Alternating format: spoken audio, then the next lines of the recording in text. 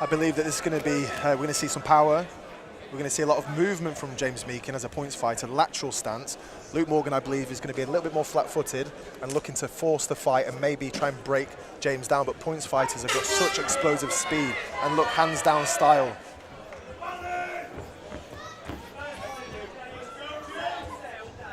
And those watching on Triller and Sportsbuff, I'd love to know who you think is going to win this bout with the interactive features. Okay, James Meekin looking around then. Oh, he drops him. James Meekin drops him, but with the rule set, you can follow up straight away. Yeah. But a lot of these fighters have never done this rule set, so sometimes you'll forget the rules. Yeah, we've seen there's the points fighter standing sideways on, like a Michael Page style. And he's just looking to cut some angles down and get around his leg. Yes, you've got Luke Morgan who's trying to cut him off. He's trying to plod and cut him off in the oval. Okay. And you've got James there in that typical point style, hands low, coming over with that right. Yeah, the right hand. So from here, you've got Luke Morgan's cutting him off, and I'm not sure his game plan might be. Nice back kick there, head kick attempt from Luke Morgan. But what James Meekin is doing is he's in the points fighting world. This is points fighting versus more full contact / ITF.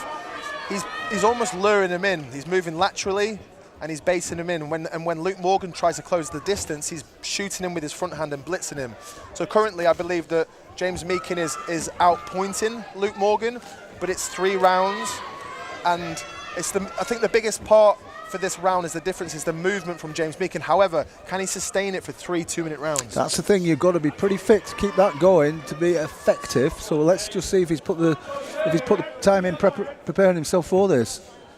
Yes, Luke's almost plodding down. I'm not sure his game plan unless it's to work in the clinch. But at the moment, James Meekin is almost just outpointing him in the round. So touching him, moving, and almost cat and mouse, and probably frustration for a full contact fighter to fight a points fighter. Oh, there we go. That's the end of round 1. Lee, who do you think won that round? I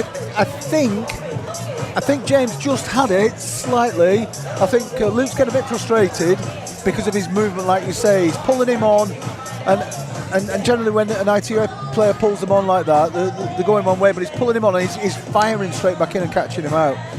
But yeah, I think it was more of a stumble. I don't think it wasn't a hard shot. But let's see. What do you think about round 2, Damon? Yeah, I think that for me, as long as James Meekin can keep up the tempo, I'm not sure how his cardio is. I'm sure he's really prepared. I know some of these fighters have cut quite a bit of weight. If he can keep that movement, he's going to frustrate Luke Morgan. Luke Morgan needs to do more, in my opinion, in terms of throw more, pressure more, and he has to work hard. Potentially, he might not hit with the first few techniques, but he's gonna cause an opportunity. At the moment, James Meekin is dictating the pace, lateral movement, pushing and pulling, and just catching him through timing. And like we said, it's points fighting versus full contact style. So James Meekin is representing points fighting, and he's using that points style scoring to outpoint Luke Morgan. Let's see if Luke changed his game plan slightly. Here we go, he's following up for the 3 strikes on the ground. That's 1, 2, and the 3rd strike. A couple of effective strikes there from Luke Morgan. In SFX, you can follow up on the ground with 3 hand strikes. You can't kick them on the ground. You can take them down, you can sweep them, but you can't kick a downed opponent. Luke Morgan's looking for that check right hook as James Meekin comes in. Change stance, going for that big right hand now. This is what Luke Morgan had to do. Cause more action, pressure him more, take some shots to give some shots, but James Meekin is still moving and trying to be elusive. Yeah, James is still in there, he's still throwing. And that's the thing with the point fighters, they're almost sideways on, but you can score to the back, right? Yes, you can kick to the back. Okay, you can kick to the back, kick to the torso. Joe Tierney calls time. I'm not sure what that was for. I'd like to see that in the replay. Unless it's a clash of heads or maybe a leg kick, I'm not too sure. There's no leg kicks allowed in Strike Fight Extreme. only kicks above the waist and sweeps. So no leg kicks, no knee strikes, and no elbow strikes. And that's what SFX is about, trying to allow these fighters to cross over into a platform like SFX to be streamed on Triller and sports buff features, but not necessarily for them to go into a wrestling style or low kicks and knees and elbows, which is a big crossover. So they can almost keep their native styles, Taekwondo, Olympic Taekwondo, karate points fighting, and then test them under the SFX rule set. 26 seconds to go in the second round. Oh, here we go, a bit of showboat in there. Takedown attempt, we should have had, we've not seen one takedown attempt tonight. Not yet. One takedown attempt. One thing for sure though, when we have the karate fighters on later, there'll be a lot of sweeps and takedowns.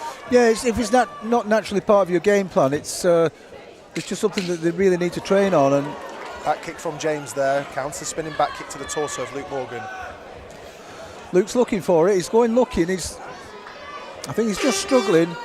He's just struggling with his movement. I think at this moment in time, he's trying to figure it out. He's getting a bit frustrated.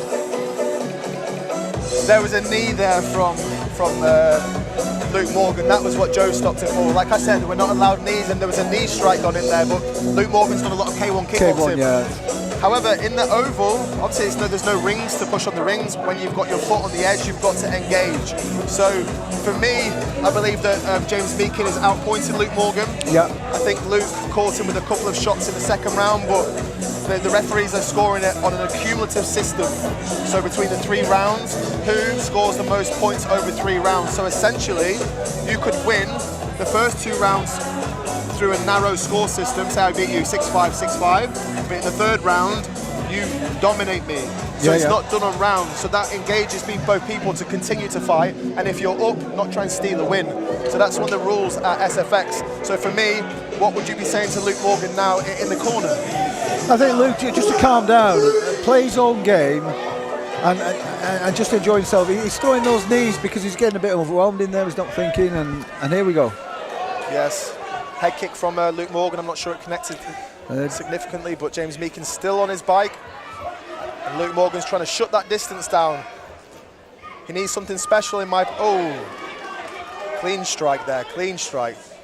And a head kick attempt. Okay, Luke Morgan's stepped up this round. I think he needs a dominant round or a knockout, I believe, to win this bout. Yeah, and James is just riding that kick. He's just rolling around it.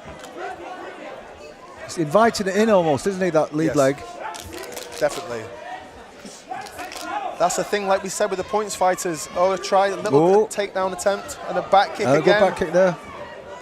But that's the thing, if you're fighting someone, a points fighter, and you come off the rear leg or the front leg roundhouse kick, they're trained to step in and score that one strike.